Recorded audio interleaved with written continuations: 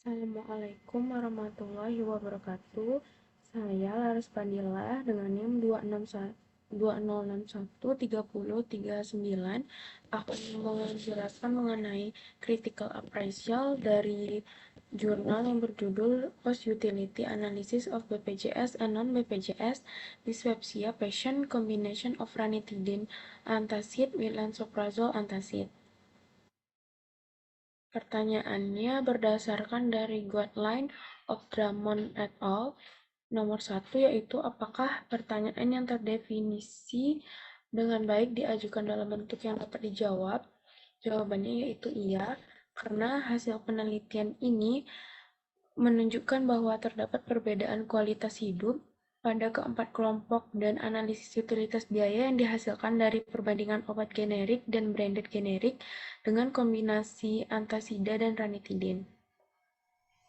Untuk pertanyaan kedua, apakah penjelasan komprehensif mengenai alternatif-alternatif yang berkaitan diberikan, misalnya, dapatkah Anda mengetahui siapa melakukan apa, kepada siapa, di mana, dan seberapa sering? Jawabannya yaitu iya, karena analisis utilitas biaya atau AUB pada pasien jaminan BPJS dan non-BPJS diketahui pengaruh perbandingan biaya dan kualitas hidup pada pasien dispepsia secara keseluruhan dengan perspektif pembayaran dari segi sarana kesehatan atau provider. Untuk pertanyaan ketiga, apakah efektivitas program atau layanan telah ditetapkan? Jawabannya yaitu iya, karena penelitian dilakukan secara perspektif observasional dengan menggunakan analisis Kruskal-Wallis yang digunakan untuk melihat perbedaan kualitas hidup pasien pada empat kelompok. Setelah itu dilakukan uji lanjutan yaitu Mann-Whitney serta analisis utilitas biaya. Nomor 4, apakah semua biaya dan konsekuensi yang penting dan relevan untuk setiap alternatif telah diidentifikasi? Jawabannya yaitu iya, karena dilihat dari hasil kuesioner yang dilakukan, dapat dihitung nilai utilitas berdasarkan ValueWizard dan VAS atau skala analog visualnya pada keempat kelompok bahwa semua mempunyai kualitas hidup tergolong cukup baik, baik dan sangat baik.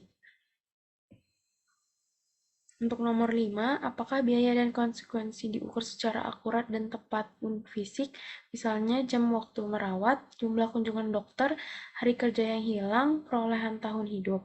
Jawabannya itu iya, dapat dilihat bahwa pada tabel 5 tentang analisis utilitas biaya pasien BPJS D1 dan non-BPJS B1 memenuhi ketepatan fisik terkait biaya pengobatan, perolehan tahun hidup, utilitas atau kemanfaatan, dan quality adjusted life years atau KALI. Untuk nomor 6, apakah biaya dan konsekuensinya dinilai secara kredibel? Jawabannya yaitu iya, karena biaya pengobatan pada pasien BPJS dengan menggunakan obat branded generik cenderung lebih mahal dan menghasilkan kualitas hidup yang sama baik dibanding pasien BPJS. Tetapi responden lebih memilih berani membayar lebih mahal untuk meningkatkan kualitas hidupnya.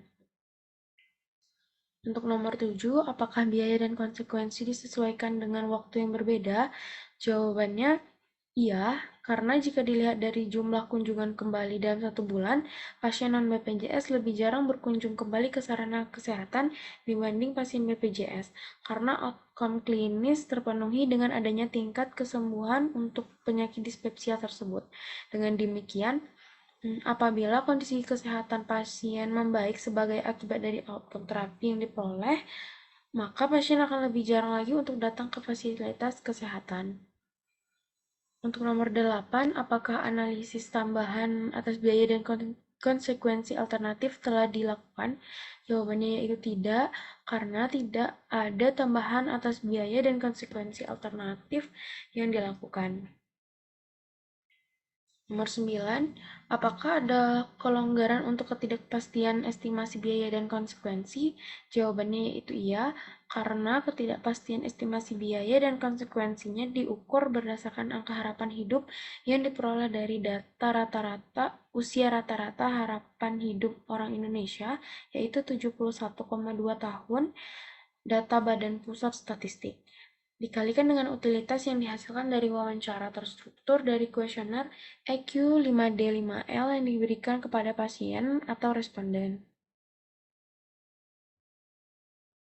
Untuk nomor 10, apakah presentasi dan diskusi hasil studi mencakup semua isu yang menjadi perhatian pengguna?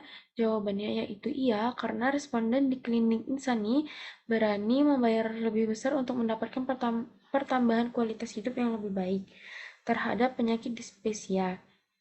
Diperoleh hasil GI atau kombinasi antasida ranitidin generik sebesar Rp3.859.000 per kali dengan W1 atau antasida ranitidin branded generik sebesar Rp38.666 per kali dengan RIUB-nya Rp286.242, G2 atau antasida lansoprazol generik sebesar Rp8.605 dengan B2 yaitu antasida lansoprazol branded generik sebesar Rp68.788 dengan RIUB-nya Rp610.439.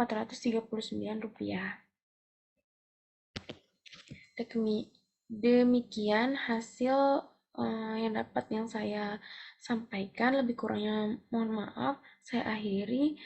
Wassalamualaikum warahmatullahi wabarakatuh.